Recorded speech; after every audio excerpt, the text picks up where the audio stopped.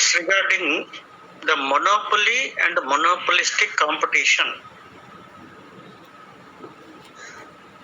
Okay. Yes, Pramodini. Very good. Okay. It is which diagram? That one? Okay. First one losses, sir. Okay. Is it losses will come in monopoly or monopolistic competition? Monopolistic competition. Very good. It's all right. Very Sir, good. Yes. I am seeing. Sir, okay. Okay, it is good. So how many diagrams total are there? That one, Pramodini? Sir, abnormal basics of experiment. ఇదేమొచ్చి losses normal Very good. Very good, Pramodini. Out of nearly 20 people attended so far my class, except you, nobody so far shown any diagrams. But it is really sorry. When I asked you to write something, you are supposed to do. After all, it takes maximum of 5 minutes to diagram. More than that, it will not take. You have to understand my position, or in other words, sir, how much I am putting my effort. And at the same time, at least you have to put 1% of the effort to put in my me. So, anyhow, it's all right. That is very important as far as Hari, you want to say anything?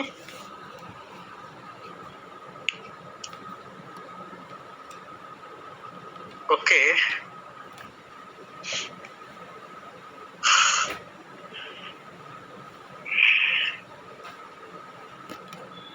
Please remember, if you do not know how to draw the diagrams like normal profits, abnormal, normal. Yes. Pramodini. Sir sorry sir అంటే net problem sir అంతే cut అయిపోతుంది No problem, తల్లి. Okay sir Hari చెప్పమ్మా. Sir అది normal గా పెద్ద questions లోని కొన్ని ఇస్తున్నారు కదా సార్, అంటే టాపిక్స్ సప్లై లా అలాంటివి కాకుండా డిఫరెంట్ ఇస్తున్నారు కదా సార్. అదే ఏదో చిన్న అప్లికేషన్ టైప్, అంటే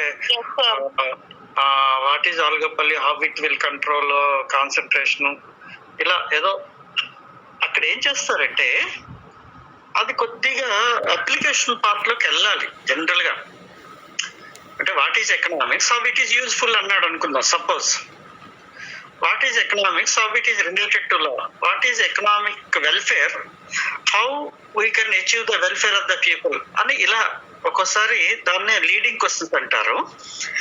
మెయిన్ క్వశ్చన్ లోనే అట్లాంటి ప్రాబ్లం వస్తుంది, షార్ట్ క్వశ్చన్స్ లో రాదు. అలాంటప్పుడు మీరు ఏం చేస్తారంటే, మీకు వచ్చిన రాకపోయినా క్వశ్చన్ ఏంటి అడిగాడో దాని సైడ్ హెడ్డింగ్ పెట్టండి. Relevance of economics with law, relevance of economics with justice, social justice, welfare, ఇట్లా సైడ్ హెడ్డింగ్స్ పెట్టండి. అప్పుడు మీరు యూ కెన్ రైట్ సంథింగ్. అంటే why I'm saying all these things, what is demand curve, అంటే what is law of demand, how the law of demand is relevant అని అడిగాడు అనుకుందాం suppose. Then you put a side heading like relevancy or relevant. It is relevant in the case of all the commodities. ఏదో నీకు కావాల్సిన 4-5 పాయింట్లు ఏదో రాయండి. ఎందుకంటే వాడు లా ఆఫ్ డిమాండ్ రాశారు తప్ప నేను రిలవెన్సీ గురించి అడిగాను కదా, ఆ రిలవెన్స్ గురించి ఏం రాయలేదు అని అనుకుంటాడు తప్ప ఏ చెత్త రాసినా పర్వాలేదు. So you keep it in mind. మిమ్మల్ని రాంగ్ డైరెక్షన్ లో తీసుకెళ్ళటం లేదు.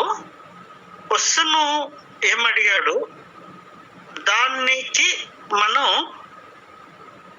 ఆన్సర్ ఇచ్చామా లేదా, అది తప్పు ఒప్ప పక్కకు పెట్టేస్తాయండి. Don't go whether it is right or wrong, but వాడు అడిగిన క్వశ్చన్ కి అక్కడ ఆన్సర్ కనపడితే చాలు. Please all of you remember, if at all any leading question is there, if you do not know anything about, మనకి అసలు ఆల్గోపల్లి గురించి ఆ కాన్సన్ట్రేషన్ గురించి ఎక్కడ మనకి తెలియదు, కానీ అది ఒక సైడ్ హెడ్డింగ్ లో పెట్టి ఏదో it is relevant because there is some competition and more varieties of commodities will be available and the technology ఏదో prices will come down. Though it is I mean more than two, for example the prices of scooters are going on decreasing, the prices of cars are also going on decreasing under the monopoly market, because automobile industry is a the best example of oligopoly market ila. So మీరు కొద్దిగా తెలివితేటలతో side heading పెట్టాలి. So this is very good question asked by some Pramodan, I think somebody. So ఇది జ్ఞాపకం పెట్టుకోండి exam రాసేటప్పుడు. General గా main question లో 2 క్వశ్చన్స్ ఉంటాయి. రెండో క్వశ్చన్ ఒక్కోసారి మనకి తెలియనిది ఉండొచ్చు, దాన్ని లీడింగ్ క్వశ్చన్ అంటారని చెప్పాను. ఆ లీడింగ్ క్వశ్చన్ తెలిసినా తెలియపోయినా దానికి ఒక సైడ్ హెడ్డింగ్ పెట్టి ఆన్సర్ రాయండి. ఆటోమేటిక్ గా అప్పుడు నువ్వు 100% ఆన్సర్ రాసినట్టు లెక్క. అట్లా కాకుండా what is economics, how the economics will help in the bringing of the social justice. ఆ సోషల్ జస్టిస్ గురించి మనకు తెలియదు, ఎకనామిక్స్ లా గురించి తెలుసు. Equality, that is a social justice. So the government intervention, that is a social justice. Control of the prices, that is a social justice. So in that way మనం కొద్దిగా ఆలోచించి ఏవో కొన్ని 2-3 పాయింట్లు రాయండి. అప్పుడు డెఫినెట్ గా మంచి మార్క్స్ వస్తాయి. సార్ నాకు సగమే వచ్చింది, మిగిలిన సగం నీకు తెలిసిందే పోనీ తెలియంది, అక్కడ సైడ్ హెడ్డింగ్ పెట్టి రాయండి. Okay. So repeatingly telling you, market చాప్టర్లో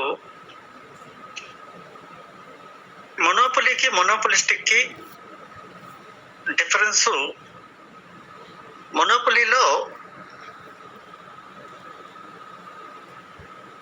ఆల్వేస్ అబ్నార్మల్ ప్రాఫిట్స్, మొనోపొలిస్టిక్ లో కూడా అబ్నార్మల్ ప్రాఫిట్స్ వస్తాయి, కానీ కాంపిటీషన్ ఉండబట్టి కొంతకాలం పాటే అంటే ఎంతకాలం, how much, anybody please, anybody please. ఎంతకాలం వరకు అబ్నార్మల్ ప్రాఫిట్స్ వస్తాయి అంటున్నారా sir? Yes, my question is how far the under monopolistic competition a firm will get abnormal profits, how far it will enjoy. No other substitute. Short period అనేద్దాం అమ్మా, ఎందుకు మనకి తలకాయ నొప్పి. షార్ట్ పీరియడ్ అనేద్దాం. Short period లో abnormal profits వస్తాయి, long period లో అడ్జస్ట్ అయిపోయి ఎవడో రావటం పోవటం, సబ్స్టిట్యూట్స్ రావటం పోవటం ఏదో జరుగుతుంది లాంగ్ పీరియడ్ లో. అప్పుడు మనం ప్రాఫిట్స్ తగ్గిపోతాయి. సో ఆ టర్మ్ ని వాడుకోండి. షార్ట్ పీరియడ్, లాంగ్ పీరియడ్ అనే టర్మినాలజీని వాడుకుంటే మీకు అస్సలు ఇబ్బంది ఉండదు అనమాట. You don't feel any difficult. So short period లోనే జనరల్ గా ఇప్పుడు కూడా షార్ట్ పీరియడ్ లో అబ్నార్మల్ ప్రాఫిట్స్, అది ఏ రకమైన ఏ చండాల మార్కెట్ లోనైనా అబ్నార్మల్ ప్రాఫిట్స్ కి షార్ట్ పీరియడ్ లో అవకాశం ఉండొచ్చు. But But in the long period, when everything is adjusted, when there is a competition, it may lead to normal profits. ఇక్కడ ఒక ఇంపార్టెంట్ ఈరోజు I want to discuss very important. Perfect competition చాలా easy perfect competition. ఏదో లక్షణాలు వేస్తాం, demand supply చేస్తాం, ఏదో price determination అంటాం, there ends the matter. But firm FIRM firm అడిగితే ఎంతమంది పర్ఫెక్ట్ గా రాయగలరు? Equilibrium of a firm, equilibrium of a market or equilibrium of an industry. So you must be very careful about while writing the perfect competition. Perfect competition question కనుక అడిగితే ఒకటికి రెండు సార్లు question చదవండి, ఆన్సర్ గురించి ఆ తర్వాత ఆలోచించవచ్చు. పర్ఫెక్ట్ కాంపిటీషన్ లో ప్రైస్ డిటర్మినేషన్ అడిగాడా, రెచ్చిపోయి రాయొచ్చు. లక్షణాలు, డిమాండ్ షెడ్యూల్, సప్లై షెడ్యూల్ రెండు కట్ చేసుకోవటం, ఈక్విలిబ్రియం బ్రహ్మాండంగా రాయొచ్చు. Price determination. But if he asks the firm FIRM, firm equilibrium అంటే మొత్తం సీన్ మారిపోద్ది. మీరేదో అనుకుంటారు కదా సరదాగా, సీన్ మారిపోద్ది అనమాట. కొన్ని ఫర్మ్స్ కి అబ్నార్మల్ ప్రాఫిట్స్ వస్తాయి, కొన్ని ఫర్మ్స్ కి లాసెస్ వస్తాయి, కొన్ని ఫర్మ్స్ కి నార్మల్ ప్రాఫిట్స్ వస్తాయి. అక్కడ మళ్ళీ 3 డయాగ్రామ్స్ పడతాయి. పర్ఫెక్ట్ కాంపిటీషన్ లో some firms get abnormal profits. అసలు ఫర్మ్ అనేటప్పటికే డయాగ్రామ్ మారిపోతుంది. ఏదో AR X యాక్సిస్ కి ప్యారలల్ గా ఉంటుంది. నేను ఇప్పుడు డయాగ్రామ్స్ అవి ఆన్లైన్ లో చెప్పలేను కాబట్టి మీరు ఒకసారి చూసుకుంటే, అందుకే రిపీటింగ్ గా చెప్తున్నాను ఏంటంటే పర్ఫెక్ట్ కాంపిటీషన్ ఇచ్చేటప్పుడు మాత్రం కాస్త జాగ్రత్తగా ఫర్మ్ అడిగాడా, ప్రైస్ డిటర్మినేషన్ అడిగాడా. ప్రైస్ డిటర్మినేషన్ అడిగాడు, ఏం పర్వాలేదు, కూల్, వెరీ కూల్. ఫర్మ్ అడిగాడంటే మాత్రం దొరికిపోతాం, అడ్డంగా దొరికిపోతాం. ఎందుకని? ఫర్మ్ ఈక్విలిబ్రియం ప్రైస్ తెలియాలి. ఈక్విలిబ్రియం అంటే మరి ప్రైస్ తెలియకుండా నాకు లాస్ వచ్చిందా గెయిన్ వచ్చిందా నాకెలా తెలుస్తుంది? నీ ఎంత కమ్ముతున్నానో తెలియక నాకు ప్రాఫిట్ లాస్ అనేది నాకు తెలియదు కదా. మరి ఆ ప్రైస్ డిటర్మినేషన్ ఎక్కడి నుంచి వస్తుంది? మార్కెట్ నుంచి వస్తుంది. Because I'm not a price maker, I'm a price taker. So ఇలా ఆలోచించాలి. అయితే బహుశా మీరు కొంత ఐడియా ఉంటే డెఫినెట్ గా ఆన్లైన్ క్లాసెస్ వలన కొంత బెనిఫిట్ పొంది ఉంటారని నేను అనుకుంటున్నాను. సో అది కొద్ది జాగ్రత్త చూసుకోండి, అక్కడ మాత్రం దెబ్బతింటారు. AR రేఖ పర్ఫెక్ట్ కాంపిటీషన్ లో AR అండ్ MR కర్వ్ ఒకేలా ఉంటాయి.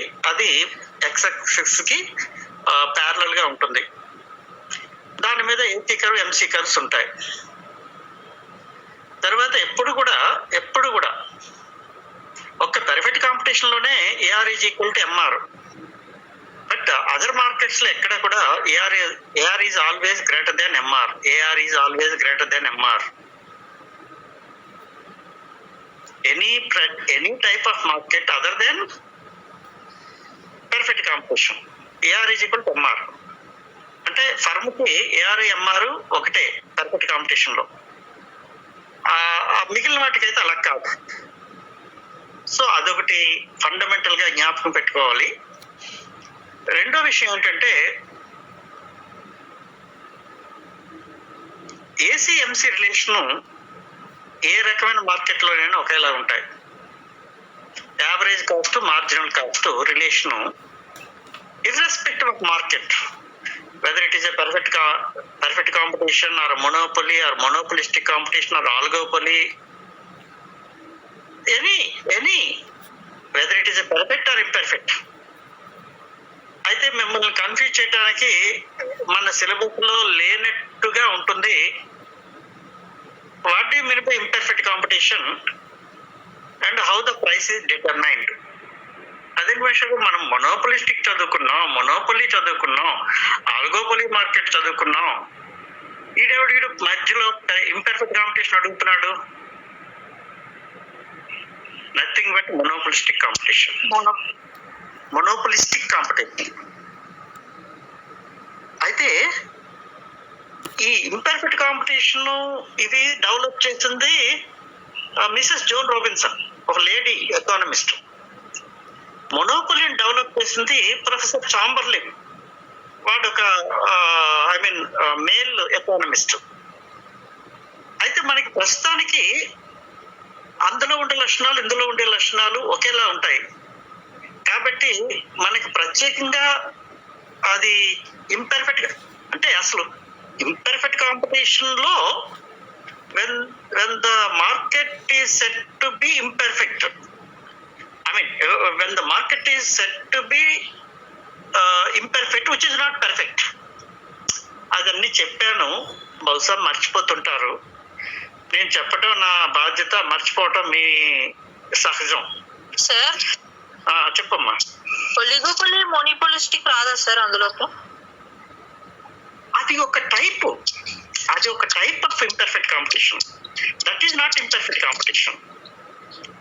That is one type of imperfect competition. Monopoly one to sell, that is also imperfect competition.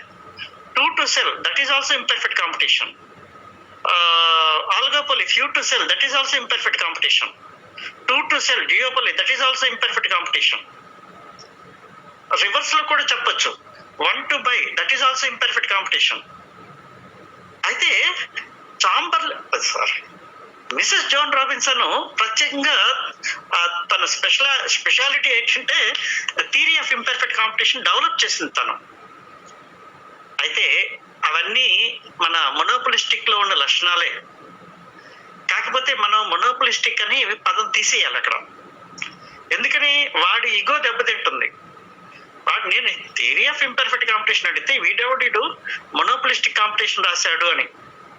అంటే మనకి ప్రత్యేకంగా ఎక్కడా లేదు, కానీ కొంతమంది మనల్ని ఇబ్బంది పెట్టడానికి అలాగానే అడిగితే అప్పుడు మొనోపలిస్టిక్ కాంపిటీషన్ రాస్తారు, సేమ్ రాసేస్తారు. కాకపోతే హెడ్డింగ్ రౌండ్ ఆఫ్ చేసేసి ఇంపర్ఫెక్ట్ కాంపిటీషన్ రాస్తారనమాట. అలాగనే ఒకవేళ మీకు జ్ఞాపకం ఉంటే మిసెస్ జోన్ రాబిన్సన్ అనే ఆమె థియరీ ఆఫ్ ఇంపర్ఫెక్ట్ కాంపిటీషన్ ని డెవలప్ చేసిందని ఇనీషియల్ మొట్టమొదటి ఇంట్రడక్షన్ లో రాసుకుంటే చాలా బాగా వస్తుంది ఎస్సే. ఓకే, సపోజ్ మొనోపలిస్టిక్ కాంపిటీషన్ లో ఒక డయాగ్రమ్ వచ్చింది, ఏది అబ్నార్మల్ ప్రాఫిట్స్. నార్మల్ ప్రాఫిట్స్ కానీ లాసెస్ కానీ తెలియలేదు. తెలియకపోతే అంటే డయాగ్రామ్ కనుక మీకు తెలియకపోతే వేయకండి, రాంగ్ చేయకండి. అంటే ఎప్పుడైనా మనం తప్పు చేస్తే దొరికిపోతాం. ఇప్పుడు సపోజ్ ఎవరైనా మనల్ని ఏదైనా అడిగారు, వాడికి రాంగ్ అడ్రస్ చెప్పకండి. తెలియదని చెప్పేస్తే వాడి బాధలు అయ్యి వాడు పడతాడు. అలాగే మీరు ఎగ్జామ్ రాసేటప్పుడు మీరు తప్పు చేయకండి. డయాగ్రామ్స్ తప్పు చేస్తే ఇమీడియట్ గా దొరికిపోతారు, డయాగ్రామ్స్ లో దొరికిపోతారు, థియరీలో దొరకరు. ఏదో ఎక్కడెక్కడో వెళ్ళిపోతుంటారు. ఏదో ఎంఆర్ ఎంసీ కట్టేసి ఏదేదో అంటే ఎక్కడైనా తప్పు జరగచ్చు. అందులో అంతగా బయటపడటానికి అవకాశాలు తక్కువ ఉంటాయి. డయాగ్రామ్ లో ఇమ్మీడియట్ గా దొరికిపోతారు. కాబట్టి డయాగ్రామ్స్ పర్ఫెక్ట్ గా తెలిస్తేనే వేయండి. థియరీ మాత్రం పర్వాలేదు, థియరీ అటు ఇటుగా తెలిసినా తెలియకపోయినా ఏదో పాయింట్ వైజ్ పెట్టుకుంటూ రాసుకుంటూ వెళ్ళిపోండి. బట్ థియరీకి సైడ్ హెడ్డింగ్స్ ఉంటాయి, అది మార్కెట్స్ కావచ్చు ఏదైనా కావచ్చు, అవి మాత్రం పర్ఫెక్ట్ గా రాయండి. ఓకే, ఆల్గోపొలీ మార్కెట్ దగ్గర వచ్చేటప్పుడు మళ్ళీ డయాగ్రామ్ ఇబ్బంది. ఎందుకంటే ఎందుకని why oligopoly market diagram is difficult?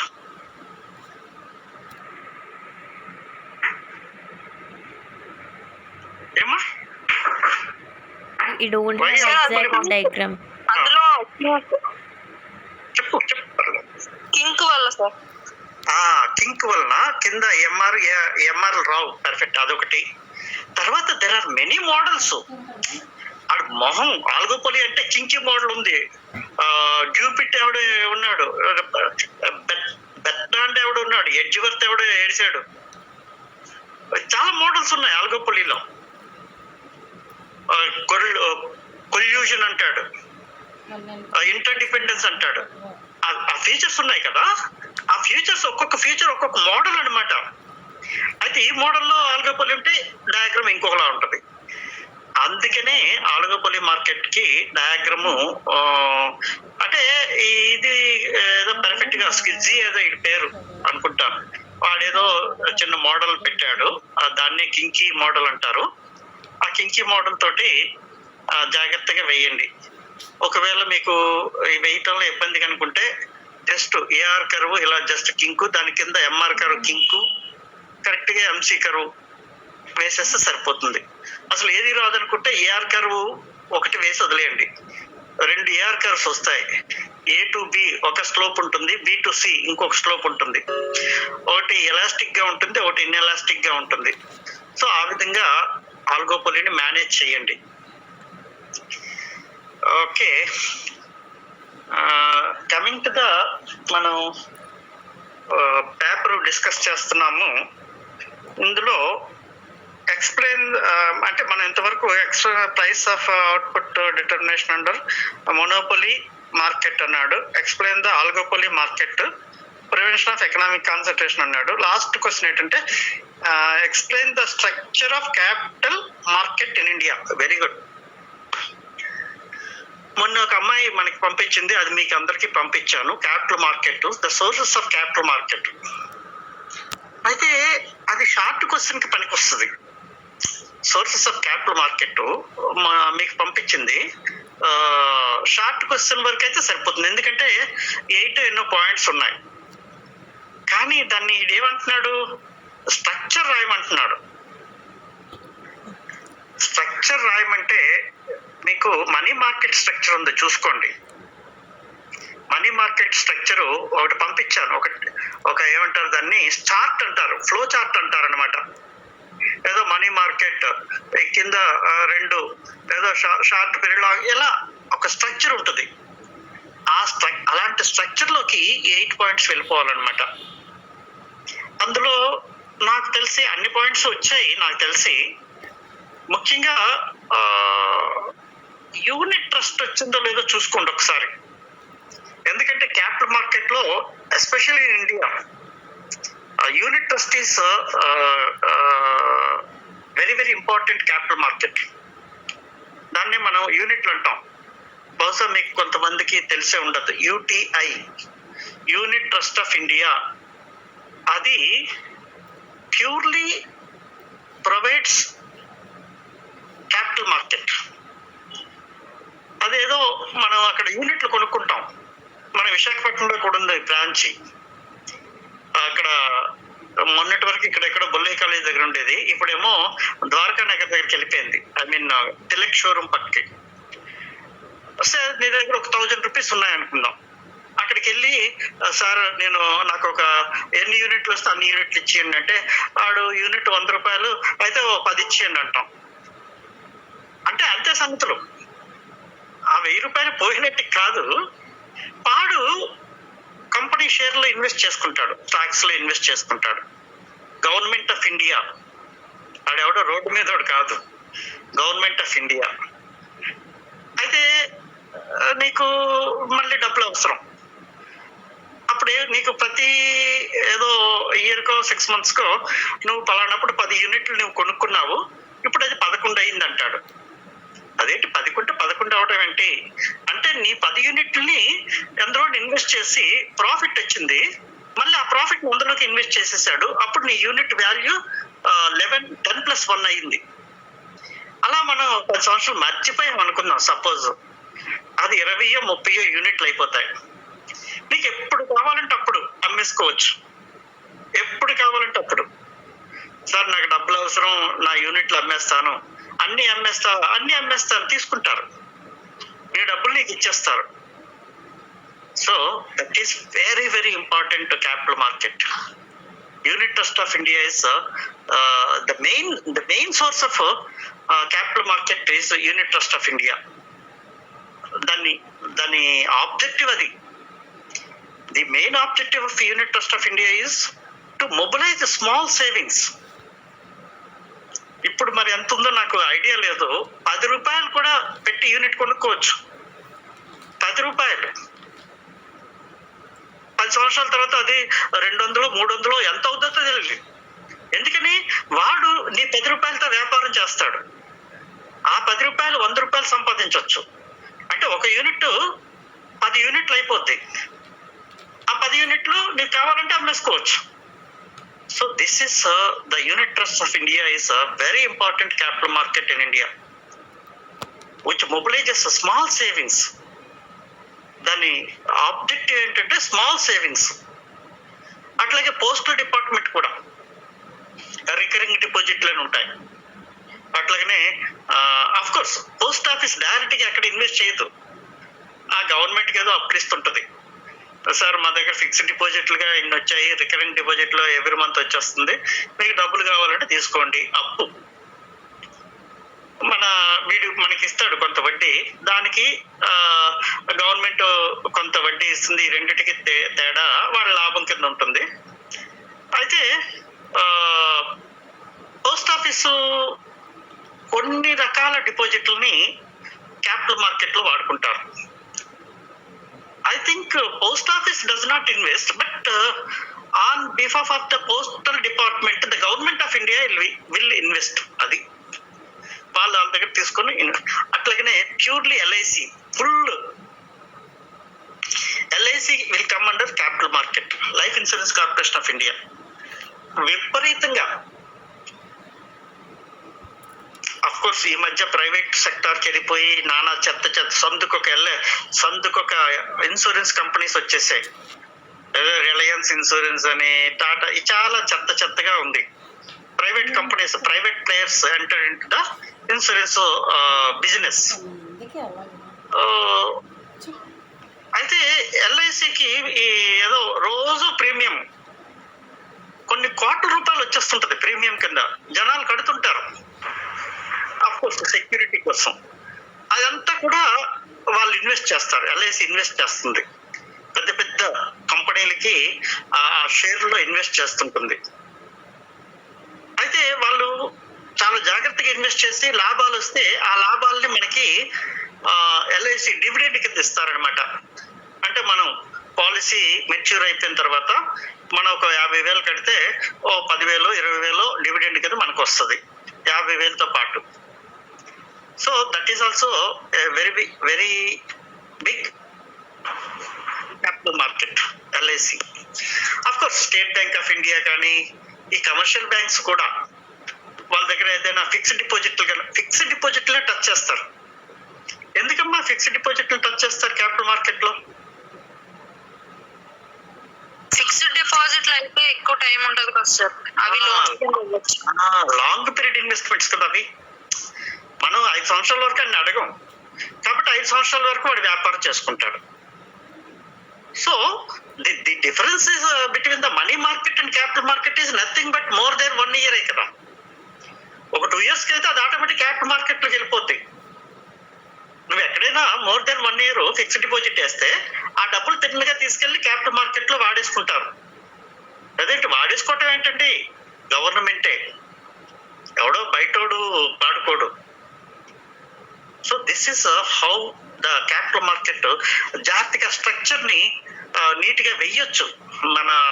మీకు పంపించిన మనీ స్ట్రక్చర్ నే ఆ మనీ అనే పదం రౌండ్ ఆఫ్ చేసేసి క్యాపిటల్ మార్కెట్ అని పెట్టేసి అందులో షార్ట్ పీరియడ్ ఏమైనా ఉంటే వాటిని తీసేసి లాంగ్ పీరియడ్ లో LIC, unit trust of India, state Bank of India, అట్లాగే చాలా చాలా ఫైనాన్షియల్ ఇన్స్టిట్యూట్స్ ఉన్నాయి. Industrial development bank of India, small industry చాలా ఉన్నాయి ఇండియాలో. అవన్నీ క్యాపిటల్ మార్కెట్ కిందకే వస్తాయి. అది మంచి క్వశ్చనే, కొద్దిగా జాగ్రత్త చదవండి ఎందుకంటే థియరీ క్వశ్చన్ అది. ఎందుకో నేను థియరీ మీద ఎక్కువగా of course I explained it but I have not concentrated much because I am interested mostly the diagrams. Not my personal interest. Don't think it is my personal interest. It is in the interest of the students. వాళ్ళకి చక్కగా diagram వేసుకుంటారు, తక్కువ practice చేసుకుంటారు, మంచి మార్కులు వస్తాయి. అది నా ఆబ్జెక్టివ్ తప్ప థియరీ ఆవిడ చదవకండి అసలు రాయకండి అనేది కాదు నా ఉద్దేశం. థియరీలో ఏవో పాయింట్స్ జ్ఞాపకం పెట్టుకొని సైడ్ హెడ్డింగ్స్ అన్ని పెట్టుకోవాలి. చెప్పాను కదా 32 పేజీలు రాశాడు, 2 సున్నాలు ఇచ్చాను, 1 సున్నా కాదు 2 సున్నాలు ఇచ్చాను నేను. 32 పేజీలు రాశాడు. అలా ఉంటుంది థియరీ అయితే, డయాగ్రామ్ అలా పనికిరాదు. So I think you can understand my what you call the idea or how I am encouraging you. యాక్చువల్గా మన సిలబస్ అయిపోయింది అసలు నిన్నటి నుంచే, అంటే 1వ తారీఖు నుంచి సెకండ్ ఇయర్ సిలబస్ స్టార్ట్ చేయాలి. అయితే పాపం మీకు ఎలా ఉంటుందంటే ఈడెవడ్రా బాబు మనకి ఇంకా ఫస్ట్ ఇయర్ ఎగ్జామ్ అవ్వలేదు సెకండ్ ఇయర్ చెప్పేస్తానంటాడు అని ఉంటుందని నేను అందులోకి వెళ్ళట్లేదు. అలాగని టైం వేస్ట్ చేయకుండా I'm getting through. Okay, doubts ఏమైనా ఉంటే అడుగుతుండండి. ఓకే చెప్పమ్మా. డయాగ్రామ్స్ చూపించాలా సార్? చూపిస్తే నాకు సంతోషం కదా, కనీసం ఒక అమ్మాయి అయినా చూపించింది అనేసి. I feel happy, I feel satisfied. Okay బాగుంది, అది కరెక్ట్. అలా విడగొట్టిస్తుండాలి డయాగ్రామ్ని. Very good. 3వది కొద్దిగా సంబంధం పెట్టమ్మా, కొద్ది పైకి తీసుకెళ్ళు. Right right right right right very good. బాగుంది బాగుంది బాగుంది. ఇది ఏం డయాగ్రామ్ చెప్పు? ఏదో తప్పు చేసినట్టున్నావు, ఒకసారి మళ్ళీ చూపించు. ఏదో ఒక డయాగ్రామ్ తప్పు చేసినట్టున్నావు. ఇది కరెక్టే, ఈ 3 కరెక్ట్. ఈ 3 వేసావా, ఇంకేమైనా వేసావా? ఇంకోటి ఏంటి? మొనోపోలిస్టిక్, అది లాసా? అది షార్ట్ రన్ కూడా సార్. షార్ట్ రన్నా? అబ్నార్మల్ ప్రాఫిట్సా? Right right very good. Okay okay okay it's all right. Okay, అయితే స్పెసిఫిక్ గా చెప్పేది ఏంటంటే మీకు ఆ ఈక్విలిబ్రియం పాయింట్ ని గుర్తిస్తూ వెంటనే దాన్ని మర్చిపోవాలి. ఎందుకంటే అక్కడి నుంచి ప్రైస్ డిటర్మినేషన్ రాదు. అలా పైకి వెళ్ళేటప్పుడు ఏఆర్ కర్వ్ని ఎక్కడ టచ్ చేస్తే అది ప్రైస్, ఏసీ కర్వ్ని ఎక్కడ టచ్ చేస్తే అది కాస్ట్. కానీ చాలా మంది 90% చేసిన తప్పు ఏంటంటే ఎంఆర్ ఈక్వల్ టు ఎంసీ దగ్గర నుంచి ఇటు పట్టుకొచ్చేస్తారు ఈక్విలిబ్రియం అనుకొని, ఆ ఈక్విలిబ్రియం ని వైయాక్సిస్ మీద తెచ్చేస్తారు. అలా తేకూడదు. ఈక్విలిబ్రియం పాయింట్ గుర్తించి దాన్ని మర్చిపోవాలి.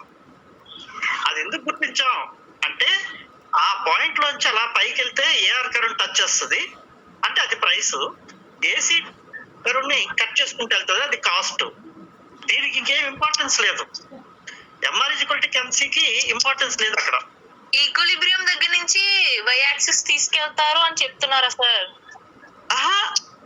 అటు తీసుకెళ్ళకూడదని, అలా తీసుకెళ్ళకూడదు, అలా తీసుకెళ్తారు అని చెప్తున్నారు.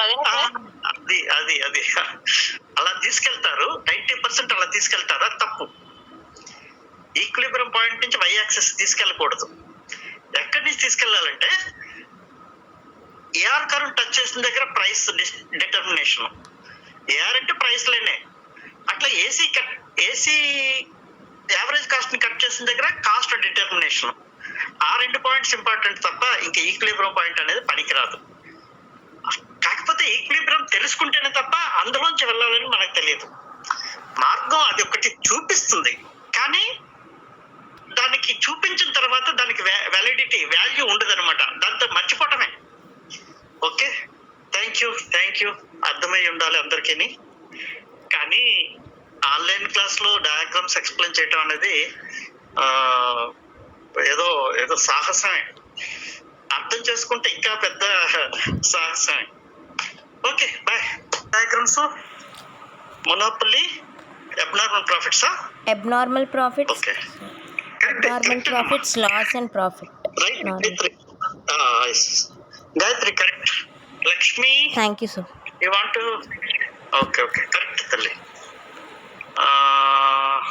Okay Lakshmi it's correct, it is correct. Very very good. అక్కడ చూడు జాగ్రత్తగా. కరెక్టే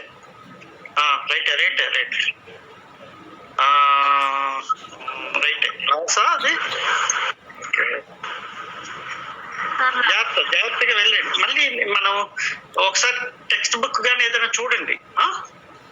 ఓకే బానే ఉంది లక్ష్మి, బానే ఉంది.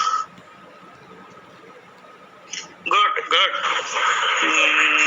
అదేంటిది ఈ డయాగ్రాము? అబ్నార్మల్. అక్కడ ఏం చేస్తావు? ఓకే